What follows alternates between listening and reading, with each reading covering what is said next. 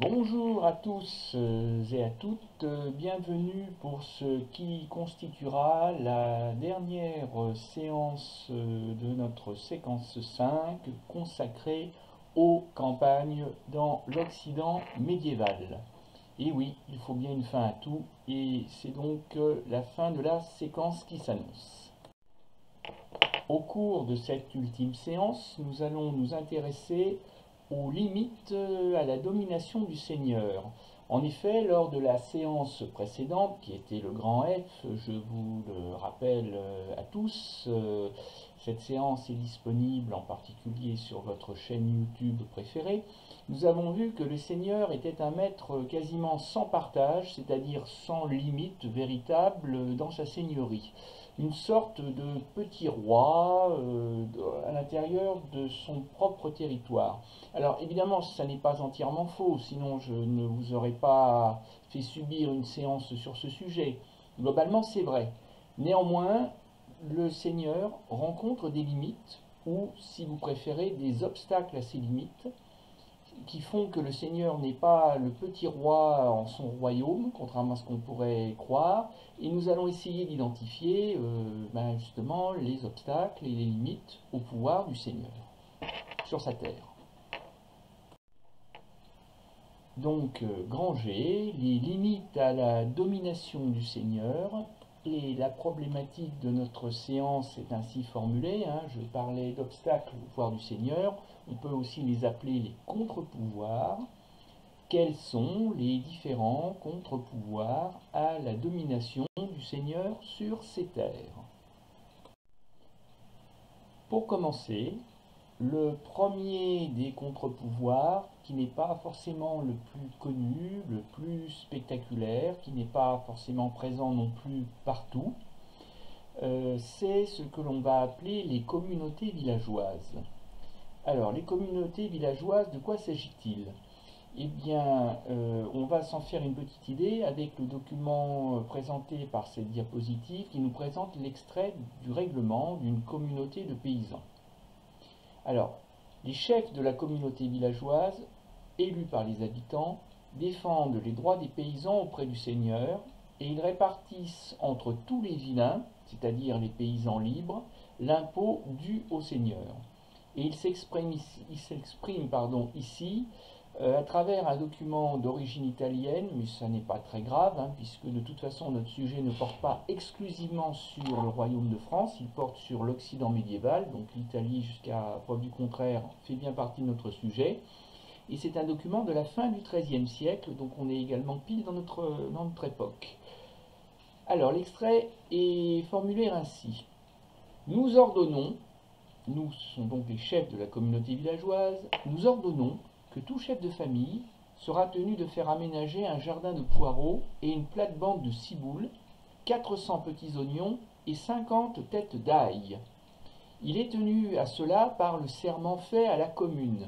Entendez par là communauté villageoise. Le village, si vous préférez. Au contrevenant, c'est-à-dire à celui qui ne respectera pas le règlement, le chambrier est tenu de prendre 5 sous par jardin. Et le chambrier, c'est le nom choisi, c'est le titre du chef de la communauté villageoise, au moins dans la commune de Montagutolo dell'Ardinghesca, plus exactement, c'est pas un nom facile à prononcer. Donc, qu'est-ce qu'il faut comprendre? Il faut comprendre que entre le seigneur et ses paysans, en réalité, il y a un étage intermédiaire qui est celui de la communauté villageoise et de ses chefs. Chefs qui sont donc élus à la main levée, il n'y a pas d'urne, il n'y a pas de distribution de tracts, surtout à une époque où pratiquement personne ne sait lire et ni écrire, en dehors des hommes d'église. Donc des élus qui ont le pouvoir notamment d'imposer des cultures dans les jardins. Alors les jardins, c'est les jardins potagers, ce sont ces espaces qui séparent les différentes maisons paysannes du village, parce qu'elles ne sont pas collées les unes aux autres, elles sont au contraire séparées par un jardin. Et vous avez une reconstitution d'ailleurs d'une maison paysanne telle qu'elle devait exister probablement à la fin du Moyen Âge. On en a déjà vu une dans la séance précédente. Et donc il faut imaginer que au lieu d'une pelouse bien verte, là, on avait effectivement un jardin avec des oignons, des têtes d'ail. Et si vous vous demandez pourquoi les chefs de la communauté du village imposent ces cultures, eh bien c'est en fait par précaution. Parce que si jamais la récolte de céréales n'est pas bonne, il est possible que ces légumes qui sont cultivés et qui constituent aussi la base de l'alimentation de l'époque puissent éviter tout bêtement à la famille de mourir de faim et d'éviter la famine. Et donc, les chefs de la communauté villageoise sont un peu, comment je pourrais dire, les représentants des paysans auprès des seigneurs, et les seigneurs seraient bien avisés de tenir compte des conseils des chefs de la communauté villageoise.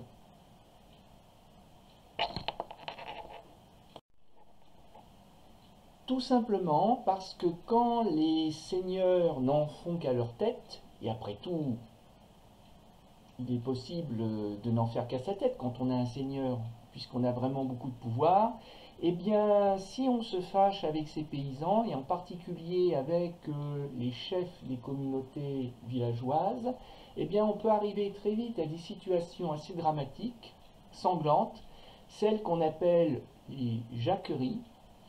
Et les jacqueries, c'est ni plus ni moins, ce sont ni plus ni moins que des révoltes de paysans, sachant que les paysans, on les surnomme les Jacques, qui a d'ailleurs donné le prénom Jacques, hein. Vous avez peut-être un Jacques dans votre famille, au Moyen-Âge il aurait été paysan. Jacques Bonhomme. Et d'ailleurs, il est troublant de constater que les vieilles personnes dans le département de l'Allier désignent encore souvent les paysans ou les inconnus sous le terme de bounoum. Et les bounoum, c'est une déformation du mot bonhomme. Donc bonhomme ou Jacques, c'est un synonyme de paysan. Et des Jacques qui se mettent en colère et qui vont s'attaquer à leur seigneur vont former ce qu'on va appeler une jacquerie.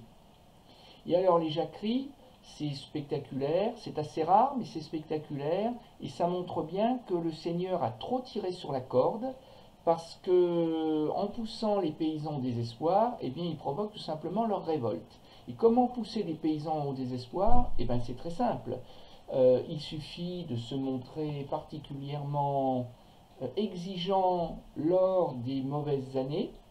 C'est-à-dire que le Seigneur n'a pas l'intention de se priver et donc il va continuer à exiger des paysans toujours plus de corvées, hein, 6 journées de travail gratuites, non payées par le paysan, par le Seigneur et fait sur la terre de la réserve par le paysan. C'est exiger des taxes en argent pour le loyer, le sens, ou en nature, je sais pas moi, des poules, des sacs de farine, que les paysans ne peuvent plus livrer. Autrement dit, pousser les paysans au désespoir, à la colère, et quand le seigneur tire trop sur la corde, et bien voilà ce qui se passe. Vous voyez ici des Jacques qui s'attaquent à un chevalier isolé et qui vont essayer tout simplement de le tuer. Alors les jacqueries en général finissent toujours très mal parce que une fois l'effet de surprise passé, les seigneurs passent à ce qu'on appelle la contre-jacquerie, c'est-à-dire qu'ils vont armer leurs chevaliers, qu'on appelle les vassaux, ou leurs soldats, et ils vont aller massacrer les paysans. Les paysans qui n'auront jamais pu s'emparer du château, parce que s'emparer d'un château fort autrement que par la surprise, c'est quasiment impossible. Donc les paysans n'auront pu s'attaquer qu'aux malheureux qui auront quitté le château de manière fort imprudente et qui auront quitté la protection des murs du château. Mais pour le reste, eh bien, le seigneur est à l'abri, et quand il sort en armes, eh bien, il va massacrer les paysans. Alors pas tous les paysans, parce que s'il tue tous les paysans révoltés, eh bien, après, il n'aura plus personne pour cultiver les terres, ou alors ça sera seulement les femmes et les enfants, et ça risque de poser des problèmes. Donc il va brancher les meneurs, comme on dit, c'est-à-dire les pendre, mais ils sont tellement nombreux que ça n'en finirait plus avec le gibet. Et donc, brancher les paysans, ben, ça veut dire les suspendre par une corde autour du cou, jusqu'à ce que mort s'en suive, aux branches d'un chêne, tout simplement d'un arbre. Ou alors, on a d'autres exemples, notamment en Normandie, de seigneurs qui vont mutiler volontairement leurs paysans, c'est-à-dire qu'ils vont leur couper les mains, le plus souvent, mais ils vont les laisser en vie, pour que chacun puisse avoir l'exemple de ce qui lui arrivera si jamais il a la folie de s'attaquer à nouveau à son seigneur. Le seigneur doit faire preuve de cruauté pour se faire respecter. Alors, les jacqueries sont rares, vous l'ai-je dit, mais il y a une période assez forte, assez importante du point de vue des jacqueries. C'est le XIVe siècle, ce siècle où tout va mal, où s'abattent les guerres, notamment la guerre de 100 ans, les mauvaises récoltes, les épidémies, dont la peste noire, tout ça c'est lié. Et donc, les paysans multiplient les jacqueries, en particulier dans le nord du royaume de France, c'est-à-dire entre la Flandre et la vallée de la Seine, mais aussi en Normandie. Bon. Et donc, ça finit très mal. Il faut donc conclure de la diapo précédente que le seigneur n'a pas intérêt à faire n'importe quoi avec ses paysans. Mais le seigneur ne peut pas non plus faire n'importe quoi, particulièrement en matière de justice. Parce que si vous avez bonne mémoire, si vous avez visionné la séance précédente, ou tout simplement si vous avez lu et appris votre leçon, vous savez que le Seigneur dispose de ce qu'on appelle la basse justice, qui s'exprime à travers le pilori et rarement le gibet. Mais il ne dispose pas de ce qu'on appelle la haute justice, parce que la haute justice, elle, relève du roi. Et le roi, si vous vous demandez qui c'est celui-là, eh bien le roi, c'est le seigneur des seigneurs. La haute justice dépend du roi. Et vous avez sur la gauche une miniature extrêmement célèbre, tirée d'un ouvrage, là aussi très connu, qui s'intitule Vie et miracles de Saint Louis, qui date à peu près du milieu du XIVe siècle et qui nous présente l'un des rois les plus célèbres et les plus aimés de son temps, Louis IX, surnommé Saint Louis, tellement il avait une vie chrétienne. C'est d'ailleurs la raison pour laquelle il est représenté avec une auréole autour de la tête, en plus de sa couronne de roi de France. Hein, c'est le personnage, vous l'aurez compris, qui est à droite de la gravure, de la miniature. Et là, on voit le roi rendre sa justice. N'importe qui, en théorie, peut venir plaider sa cause devant le roi, mais il faut bien faire attention à ne pas être coupable, car le roi peut très bien, là encore, vous faire brancher, c'est-à-dire vous faire pendre, s'il vous condamne à mort, vous faire pendre à une branche d'un des chênes des forêts entourant son palais. L'autre document, qui est un texte, nous montre que les rois de France sont très soucieux de conserver cette haute justice et de ne surtout pas l'abandonner aux petits seigneurs, j'allais dire locaux, comme par exemple le seigneur de Vime. Et c'est un autre roi qui s'appelait Philippe Auguste, un roi dont nous aurons l'occasion d'étudier une partie de son œuvre, parce que ça a été un roi très important dans l'histoire de France et l'histoire du Moyen-Âge. Eh bien, Philippe Auguste a créé un homme qu'on a appelé le bailli. Alors, le texte que je vais vous lire maintenant nous permet de comprendre qui est le bailli et à quoi il va servir. Nous, alors là c'est le nous de majesté, là c'est le nous des rois de France. Le roi de France ne dit pas je, il est bien trop important pour ça. Il utilise le nous de majesté. Nous décidons que les baillis fixeront dans leur bailliage, comme son nom l'indique, c'est le territoire sous la responsabilité du bailli, chaque mois un jour qui sera appelé jour des assises, Tout simplement parce que, pourquoi jour des assises? Parce que ce jour-là, le bailli sera assis confortablement sur une sorte de trône qui évoquera le trône du roi, puisque le bailli est un homme du roi, un fonctionnaire de l'État, un serviteur de l'État et un serviteur du royaume. Là, tous ceux qui auront une plainte à formuler recevront du bailli droit de justice sans délai, et nous-mêmes notre droit et justice. C'est-à-dire que le bailli va faire à l'intérieur de son territoire, va rendre la même justice que celle de Saint-Louis, mais donc au nom du roi. Et donc ça veut dire que le seigneur de Vimy ou n'importe quel autre seigneur ne doit pas aller à l'encontre de la justice, de la haute justice du roi. Il faut faire attention à ne pas rentrer en concurrence avec le bailli. Et donc ça va être une limite, là encore, au pouvoir du petit seigneur local. Alors, nous avons vu que le seigneur n'a pas intérêt à se fâcher ni avec ses paysans, ni avec les chefs des communautés villageoises qui représentent les paysans.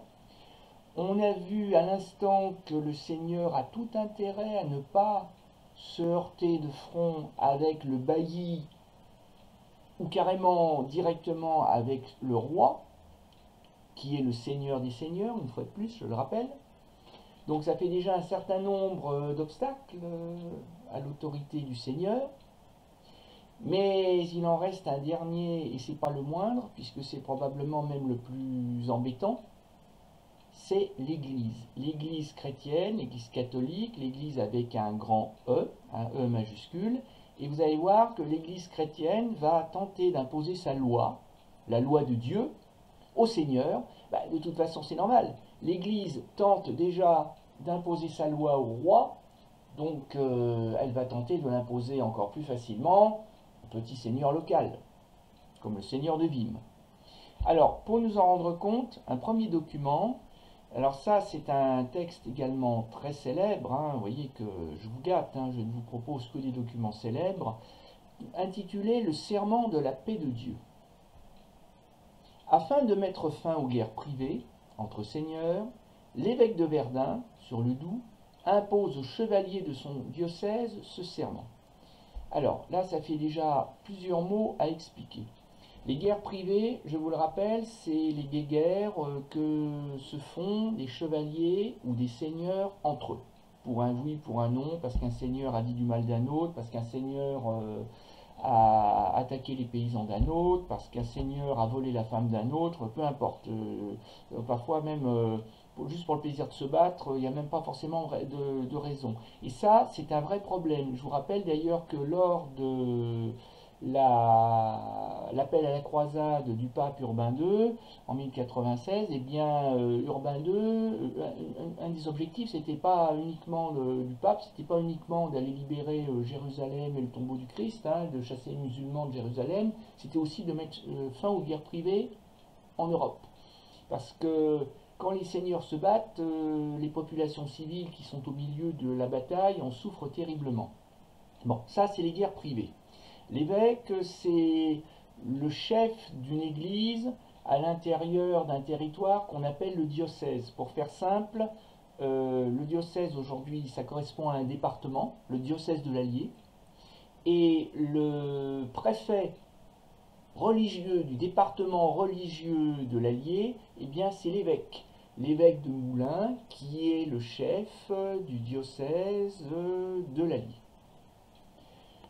Quant au serment, un serment c'est quelque chose que l'on jure, et que l'on jure devant Dieu. Donc, gare à celui qui va mentir ou qui ne tiendra pas parole après avoir prêté serment devant Dieu. La colère de Dieu sera terrible, c'est l'enfer assuré.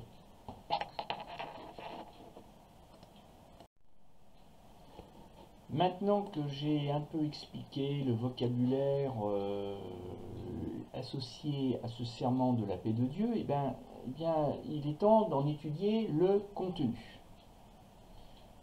Voici ce que les chevaliers doivent jurer, la main sur le cœur. Je n'envahirai pas les églises. Autrement dit, je n'attaquerai pas les églises. Je n'assaillirai pas les clercs et les moines ne portant pas d'armes. C'est-à-dire que je n'agresserai pas, je n'attaquerai pas les hommes de Dieu, les prêtres, les curés ou les moines. À condition qu'ils ne portent pas d'armes. Alors, vous voyez, déjà, ça sous-entend, ça veut dire quoi ce texte? Ben, ça veut dire qu'il arrivait que des hommes d'église soient armés. Pourquoi était-il armé? Eh bien, tout simplement parce que, bien que au service de Dieu, il n'était pas nécessairement protégé. Le Moyen-Âge est une époque qui est quand même un peu rude, hein, où il y a une forte insécurité. On peut tomber sur des brigands, sur des chevaliers brigands même, pourquoi pas, hein, bon, des voyous, donc il faut pouvoir se défendre. Ben, ça veut dire aussi qu'il arrivait que les chevaliers règlent leur compte à l'intérieur des églises. Ben oui. Donc, voilà à quoi sert ce serment de la paix de Dieu. Je ne m'emparerai pas des biens de l'Église. Je ne m'emparerai pas du paysan, de la paysanne, des serviteurs et des marchands. Autrement dit, je ne m'attaquerai pas aux faibles. Parce que l'intérêt pour un chevalier, pour un homme d'armes, de s'attaquer à un faible, et bien entendu, vous l'aurez compris, c'est que le faible, il ne peut pas se défendre. Et oui, tous les chevaliers ne sont pas forcément très courageux, ni très loyaux. Hein, c'est pas les preux chevaliers de la table ronde, hein, c'est pas Lancelot. Hein. Je n'incendierai ni ne détruirai les maisons, à moins que je n'y trouve à l'intérieur un chevalier qui soit mon ennemi et en armes. Donc vous voyez, ce texte, en creux, nous laisse entendre que le Moyen-Âge est une époque de très grande violence et que les chevaliers font un peu leur loi et que c'est une loi extrêmement violente. Donc l'Église tente d'imposer son holà. Et alors comment? Eh bien, c'est la suite du texte qui nous l'explique. Celui qui ne respectera pas cette paix, à partir d'aujourd'hui, qu'il soit excommunié, qu'il n'entre plus dans l'Église avec les chrétiens jusqu'à ce qu'il jure cette paix. C'est-à-dire qu'il sera chassé de la communauté des chrétiens, ça veut dire qu'il n'est plus considéré comme un chrétien, ça veut dire par exemple que s'il meurt, eh bien il mourra en état de péché, ça veut dire qu'il ne sera même pas enterré chrétiennement. En théorie, son cadavre sera abandonné aux chiens, aux loups. Il ne sera pas enterré dans le carré du cimetière autour de l'église. Il n'aura pas de bénédiction. Et ça veut dire qu'il n'ira pas au paradis. Il est condamné à l'enfer. Alors évidemment, vous, aujourd'hui, pour des jeunes du 21e siècle, ça peut vous faire sourire, hein, ce genre de menaces, surtout si vous ne croyez pas en Dieu, au paradis, en enfer. Mais encore une fois, les gens du Moyen-Âge, à l'époque, ils y croient. Et donc, pour eux, ce n'est pas une simple plaisanterie, normalement. Et comme vous pouvez le voir sur la sculpture, le bas-relief de l'église, sur la droite de la diapo, eh bien, on voit bien que les chevaliers sont obligés de se soumettre à l'église. Parce que vous voyez, le chevalier en armes, là, qui d'ailleurs ne devrait pas être en armes dans une église, je vous le fais remarquer, mais le sculpteur l'a représenté en armes pour que tout le monde comprenne bien qu'on a affaire à un chevalier avec sa cotte de maille. Bon, eh bien regardez-le comme il est suppliant, regardez-le comme il attend l'hostie consacrée, c'est-à-dire le corps du Christ au moment de la communion.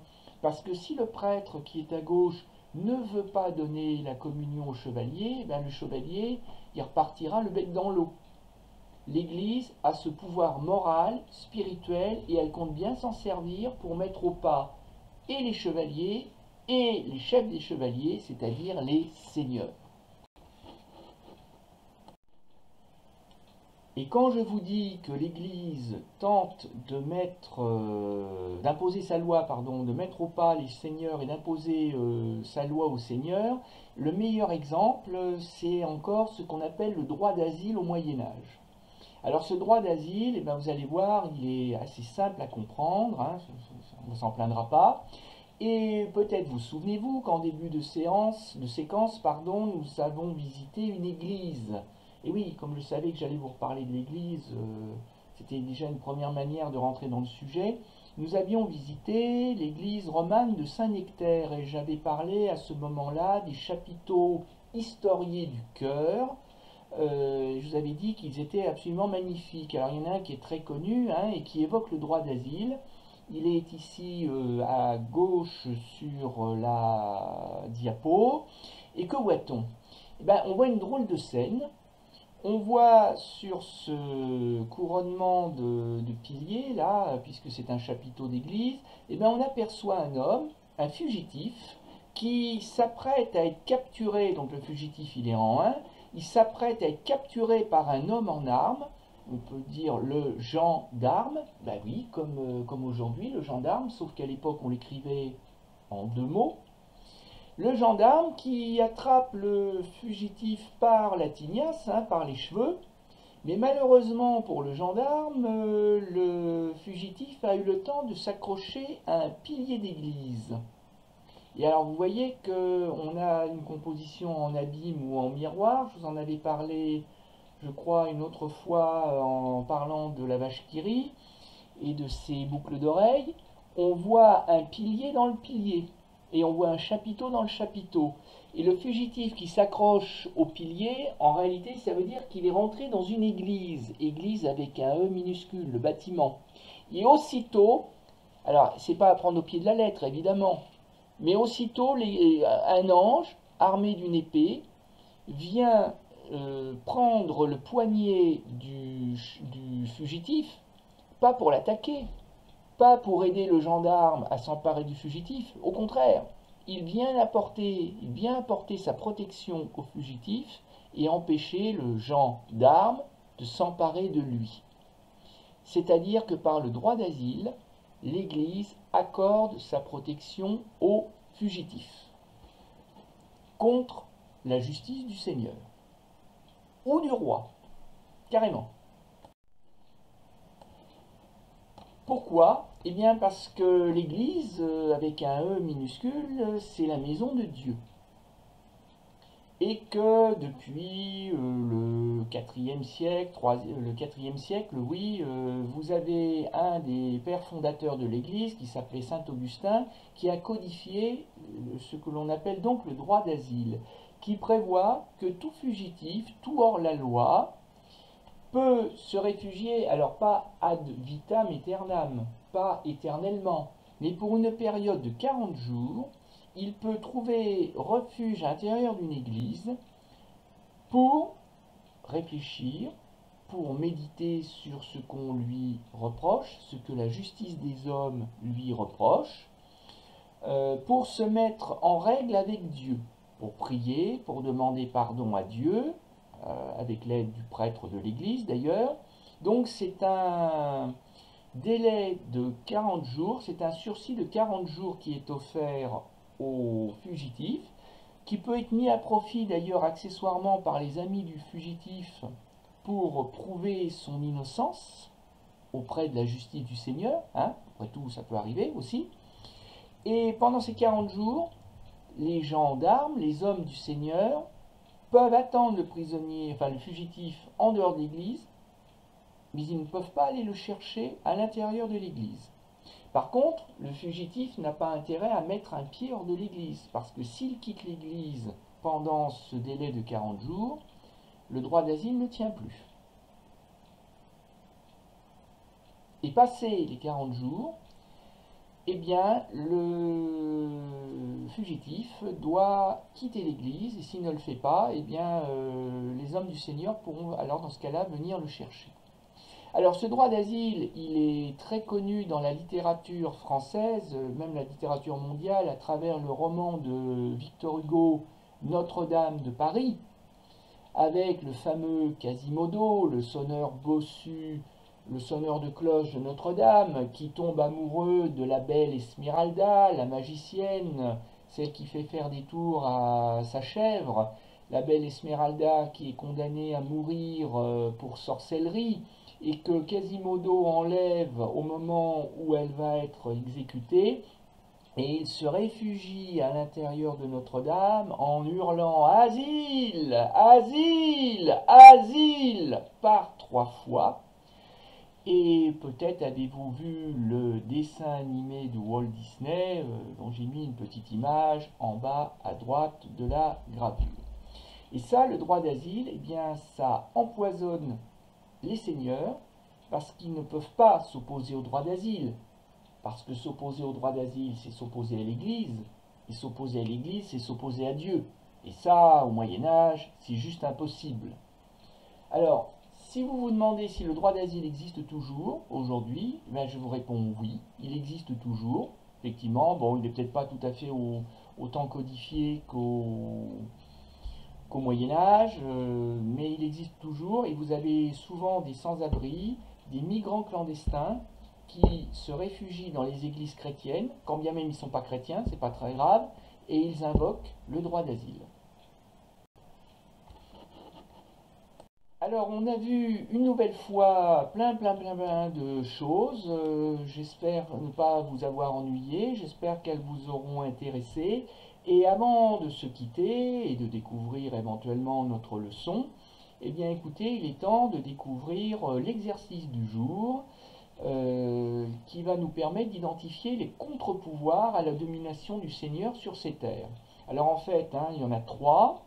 Il y a le contre-pouvoir du roi, donc j'ai choisi la couleur par excellence du pouvoir, c'est-à-dire le rouge. Le contre-pouvoir formé par les paysans, vous voyez que là le vert s'imposait.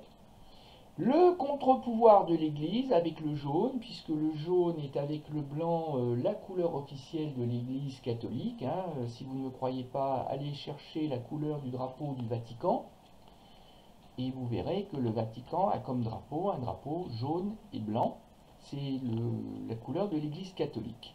Alors en fait, ce que je vais vous demander, et là il va falloir me mettre sur pause le temps de faire tranquillement l'exercice, je vais vous demander de lire les 7 ou 8 affirmations toutes justes et vérifier que j'ai écrites pour vous.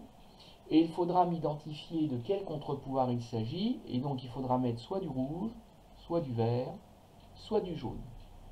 Voilà, je vous dis à tout à l'heure pour le corriger. Il est donc temps de passer au corrigé. Donc le Seigneur est bien obligé de respecter les décisions prises par les chefs des communautés paysannes. Donc c'est le contre-pouvoir des paysans, en vert. Ça paraît assez évident. Ensuite, l'évêque impose au seigneur et à ses chevaliers l'interdiction de se battre du vendredi au lundi sous peine d'excommunication. C'est la trêve de Dieu, c'est une variante de la paix de Dieu que nous avons étudiée, donc c'est en jaune, c'est le contre-pouvoir de l'Église. En cas de crise, famine, guerre, épidémie, etc., le Seigneur se heurte parfois à des jacqueries sanglantes. Ça, c'est le contre-pouvoir des paysans, bien sûr. L'évêque impose au seigneur et à ses chevaliers l'interdiction d'attaquer les villageois, hommes et femmes, les moines, etc., sous peine d'excommunication. La paix de Dieu, là, c'est comme la trêve de Dieu, c'est en jaune, c'est le contre-pouvoir de l'Église. Le Seigneur ne peut pas juger et condamner certains crimes, fausse monnaie, homicide, etc., qui relèvent strictement de la haute justice et donc du bailli royal. Donc là, c'est à mettre en rouge puisque c'est le pouvoir du roi. L'évêque peut frapper un village entier et éventuellement le seigneur dont il dépend d'une mesure d'interdit, c'est-à-dire une excommunication générale. Le curé du village doit alors cesser le culte et quitter l'église qui est fermée. C'est-à-dire que le curé ne fera plus les messes, ne donnera plus la communion, ne baptisera plus les nouveau-nés, n'enterrera plus chrétiennement les morts et il ne célébrera plus les mariages. Là c'est le pouvoir de l'Église.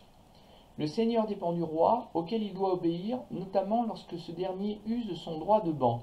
Le droit de ban du roi. Quand il part à la guerre, le seigneur doit l'accompagner avec ses hommes.